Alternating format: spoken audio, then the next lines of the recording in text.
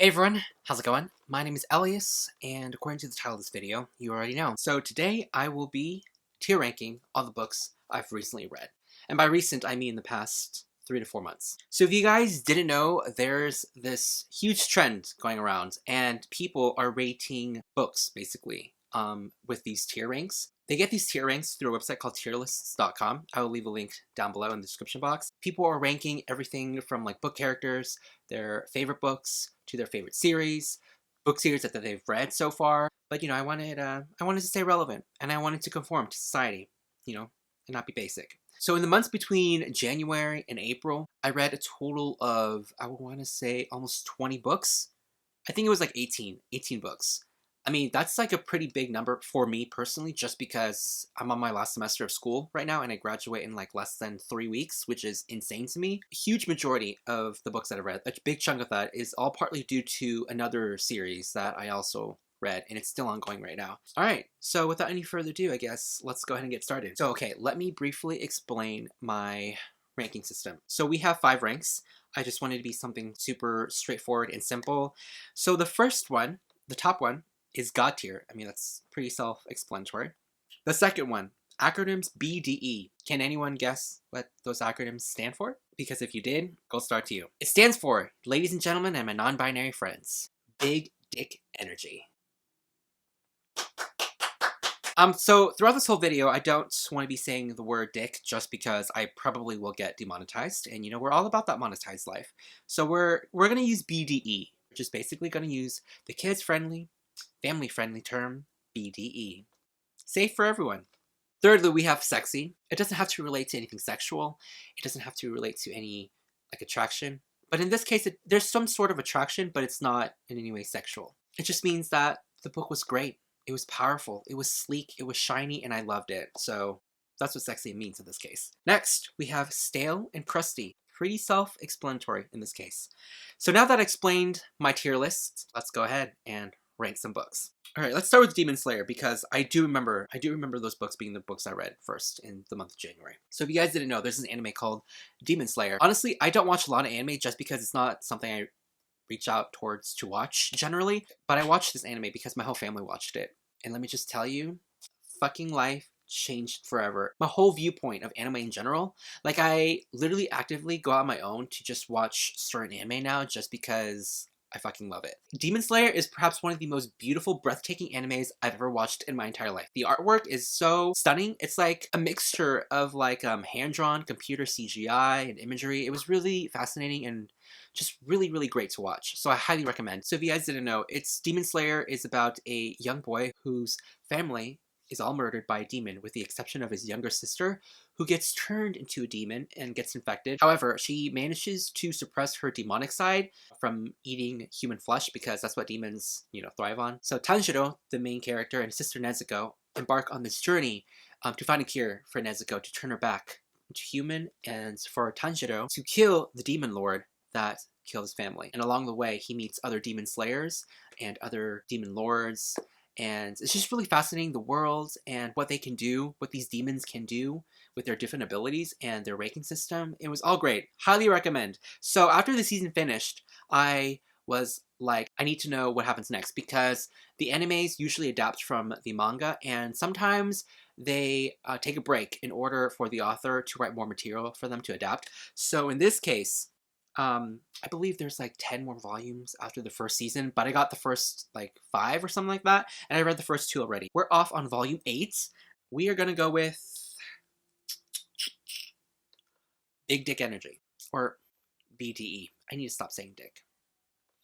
Okay, so BDE, it was a really great volume. I got to know more about these different demon slayers and their rankings, and just how powerful overall they can be, and how powerful some of these demons can be. So it was great. Volume 9, also BDE.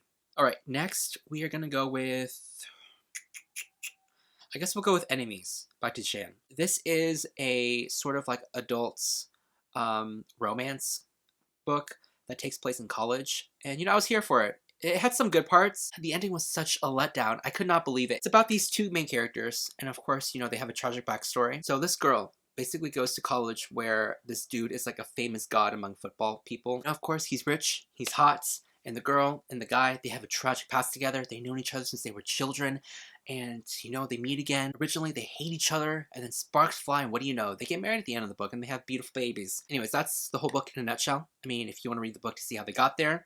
I didn't really like how the author used the girl's past and trauma as a plot device. It just didn't sit well with me, and at the end, it was just poorly done. Honestly surprised at how the author tied everything up together again, but that's just my personal opinion. It did have some like good angsty parts, super dramatic, by the way, super unrealistic. Like, nobody really is going to treat you like a god on college campus. Everybody gives zero fucks, okay? Like, nobody cares. Nobody cares at all. It was just super unrealistic, especially towards how these characters acted with each other. Like, it was super dramatic, super angsty. I mean, it was just a fun time. It was a fun time, but the ending was terrible. And using trauma, I feel like, as a plot device did sit well with me. So we're gonna put this in crusty because honestly, it was a good time, but honestly, it was a crusty time. So let's go with Sarah J Maas. Okay, so Sarah J Maas came out with a new book, and it was a huge buzz. Everyone and their mother apparently has read this book. Even if you didn't like Sarah J Maas, I still saw reviews, people saying, I'm still going to read this book. Like, okay, say what you want about Sarah J Maas, about her being problematic and not being diverse enough. We're not going to get into that. But I personally think that she's an author who really knows her audience. Like, after fucking 10 books, she still sells hugely. She was #1 on the New York Times bestseller list, and everyone still really loves her. Love her books, honestly. And going to this one, I did have super high expectations, and this one is marketed as high fantasy. I feel like that's completely false, and they don't know what high fantasy is, because to me, it was like an urban fantasy. It was so weird because even though it was marketed as high fantasy, it takes place in a world where there's like modern technology, like cell phones, like houses and skyscrapers, and like it's sort of like a little futuristic, but honestly, it felt like really contemporary to me. Like, I felt like I could see some of these characters just like walking by. They had cars, they drove everywhere. It's just, instead of people, it was just like different supernatural creatures. It was a little off-putting, I'm not gonna lie. It was more urban fantasy to me more than anything, and it was extremely long as well. It was like 800 pages, and I felt like it could have been condensed, like literally half the book. It got really great towards the end, but the romance, I really couldn't care less. The main character I did like, she was really sassy and really spunky, but the main dude, love interest, was just another typical love interest where he's like an alpha hole. He's like super buff, super masculine. He has wings because he can fly. So he's almost like Reese, but not like Reese. He's basically a carbon copy of Reese, I feel like, from A Court of Mist and Fury. If Reese had a twin brother. Overall, I did really like this book. I really enjoyed my time reading it in this world. I felt like in the beginning, there's a lot of info dump. There's a lot of introduction. Okay, for this book, I think it was pretty sexy. It had a lot of sexy times, and it was a good time. It was a sexy time. It was very intimate. It was very powerful. I thoroughly enjoyed it. I feel like a lot of this book was setting up for a sequel. I mean, I generally don't like it when books do that, but it's Sarah J Maas, so I'm really interested to see what she does with this world, because I think it's really big and really vast, and there's so many characters. Next book we're going to talk about. Let's go with The Fixer. Okay, this duology is one of the most underrated duologies I've ever read in my entire life, and I've recommended it countless times on my channel, and y'all are fake-ass hoes because I literally don't see anyone picking this book up because of my recommendation. So, I personally don't read a lot of political thrillers. Actually, come to think of it, I don't think I've read any political thrillers at all, aside from this YA duology. So, if you guys like a lot of political warfare, actually, warfare is not a good word to use in this case to describe this book. We're just going to stick with political thriller. Okay, so this is a YA political thriller, and it's about a sister who moves in with her older sister to Washington, D.C., and she finds out that her older sister is basically a fixer. She fixes these problems and makes these scandals go away and everything like that for these higher-ups in sort of like this political hierarchy with the White House and everything like that. So I thought that was really interesting to read about in terms of how corrupt, the government can be and what they do to achieve certain things. And I thought that was really interesting. I thought it was really intriguing, because I didn't really read anything like that before, especially for like a YA book. When I say thriller, it does have some thriller element sense to it because they're trying to uncover basically a murder, and that's staged to look like an accident. I thought it was really great. I thought the mystery was really well done. The characters are the best thing about this duology. And I cannot believe, because apparently it didn't do well, like at all. So the author was just contracted to write 2 books. So she never wrote a third one. I'm over here fucking losing it over what happens at the end of the second book, and I will never find out what will happen ever again. And I'm so frustrated. So maybe, perhaps, if you guys do pick this one up, you know, spread it around, recommend it if you do enjoy it. Maybe there's a chance in the near future the author will write more books in the series, because I need it. I cannot believe my ears when I heard that the author was just contracted to write 2 books, didn't do well, so she's not gonna write anymore. And I was like, what the fuck? All right, so we're gonna go with God tier, because that is what she deserves, honestly. Next, Long Game, which is a sequel, equally fascinating, fucking amazing. God tier as well. Honestly, if you guys are looking for a really fast-paced, easy-read political thriller that isn't too complicated, but still at the same time chaotic, highly recommend. Okay.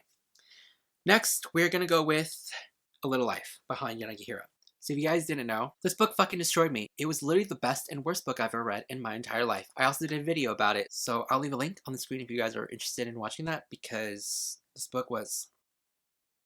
book did things to me. It was so fucking depressing, and honestly, I would not recommend this to everyone. It's really content heavy, and there are so many trigger warnings. Go ahead and watch my previous video before this one. It's a non-spoiler sort of like review for this book if you guys are interested. Fun fact, I also got a tattoo for this book as well. Super spontaneous. Like, I finished this book and 2 days later, bam, booked an appointment for a tattoo. Anyways, we're gonna put this book in God tier, because honestly, this book did it for me. I know a lot of people have a lot of problems and qualms with this book, and I personally agree, you know? But personally for me, God tier. Next, we're gonna go with Vita Nostra. Okay, so I've never heard this book before in my entire life. I've never heard anyone talking about it. I've never seen it before. And just randomly browsing, you know, Barnes & Noble. So I found this book, cover intrigued me, picked it up for the flop, and I was immediately hooked. It was so different from anything I've ever read before, and it was so fucking good. Let me explain. This book is about a girl who basically gets an invitation to perform certain tasks to get invited into this mysterious school where strange things happen, and she begins to basically manifest these certain special abilities. But they're not abilities as like superpowers. They're more like scientific abilities, if you get what I mean. This book, in a word, I guess it was very profound. It was so intelligent, and I honestly, half of the time, didn't understand what I was reading, and half of the time, I didn't really need to understand, because I understood it all in its sense. That didn't really make any sense. It will make sense once you read this book. So Vita Nostra is Latin for our life, which is beautifully perfect for this book. And I do see that this book is marketed as, if you liked Harry Potter, or if you liked something similar to Harry Potter, you would thoroughly enjoy this book. And having read Harry Potter, I can see the resemblance, I can see sort of the similarities, but it's nothing like Harry Potter at all. Where Harry Potter is more fun, whimsical, magical, about friendships, this one is more becoming. It's more becoming about an adult and growing into yourself and finding out abilities that you didn't think you had, and how using those abilities to just live. Highly recommend. It was just super weird and super creepy and sinister, but beautiful at the same time. There are heavy themes here of manifestation and metamorphosis. Chef's Kiss. This book was overall God tier for me, so it's another favorite of mine. So 2020 so far, been a great year in terms of reading. Another fun fact about Vita Nostra is that it's Russian translated. And so far, only this book has been translated, and I'm so pissed because I want to read the other books in the series. And each book is like a self-contained story, so each book is focused on different characters, but they take place within the same world. And I'm upset because I want to read more about this world and more about these characters. All right, we're going to go with Harry Potter. So if you guys didn't know, for this year in 2020, I am co-hosting this read-along, Harry Potter and the Virgins, because I and a couple of other people are virgins when it comes to this whole series overall, and I finally got to reading the series, and let me just say, I fucking love it. I love the first 2 books, and currently we are on the 3rd book now, and I'll be hosting the live show for the 3rd book on May 17th. You guys should follow our Twitter handle, which is HP Virgins, to get updates on that. So far, so good. We are on the 3rd book now. I still personally have to read the 3rd book, but I still have a long time before the live show. And I've heard the 3rd book is a game changer. Literally, it's a game changer in our group because everyone has so far loved it. So if you guys are interested to see and hear all our thoughts, tune into the live show.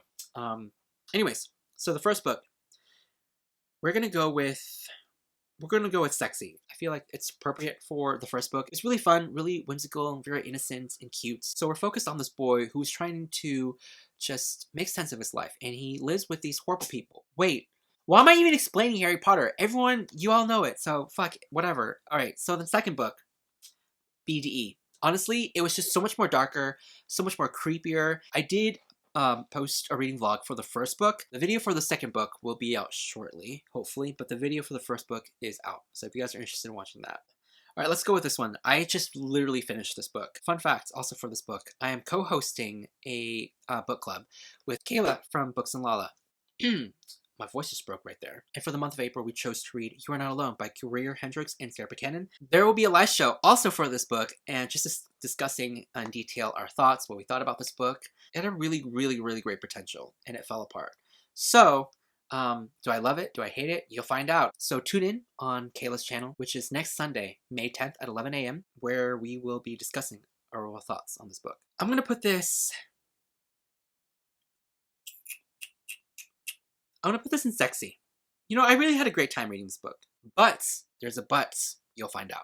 All we have left is the Mercy Thompson series. Alright guys, this series, wow. Okay, so I have a lot to say about this. So I just personally picked up the first book randomly. I thought it was really just typical of your urban paranormal fantasy about a girl who was caught between two dudes in a love triangle, and they're both alpha holes and they're both werewolves. So you guys can sort of see where, you know, I overall thought how this book series would sort of go. With this series overall, I thoroughly enjoyed it. I really liked how there were different folklore that were expanded upon I didn't really know about, and other supernatural creatures that had a different perspective, had a different side to them that I didn't really read in any other book before. So that was really interesting. And you know, different concepts that were explored, and how each book literally is a self-contained story, while overall moving along a singular storyline that progresses really well with each book. I believe each book is like 200 to 300 pages, really short, self-contained. Thoroughly enjoyed it. I feel like this is like a really super easy binge series to read. Not to say I didn't have any problems with this book series. The first two books were really shaky. I felt like there were, you know, Patricia Briggs is a white author. This whole series focuses on a woman who is half Native American. I personally don't know a lot about Native American culture. However, with this series, the main character, as I said before, she is half Native American, and a lot of her abilities and everything in her backstory come along with everything that is embedded in that culture. I personally can't say a lot about this because I'm not Native American. I don't know much about Native American culture. From what I can tell, over the course of the series, a lot of research, I felt like, has been done. Personally didn't find anything too problematic overall with this whole series. But that's just my personal take. I really enjoyed it. However, I do still recognize that there are some weird instances where she would refer to people of color. Also, each book focuses on like a different concept and different folklore. I don't want to go into too depth into the series without spoilers. Alright, so Silverborn. It has to do a lot of a fate artifact. And it was really great. It was really interesting, especially more expansion on the term or the location of underground, which is a super prominent place in like fairy folklore. And that was really interesting to me. It was really sexy. I really had a great time reading this. Next is, I want to say River Mart.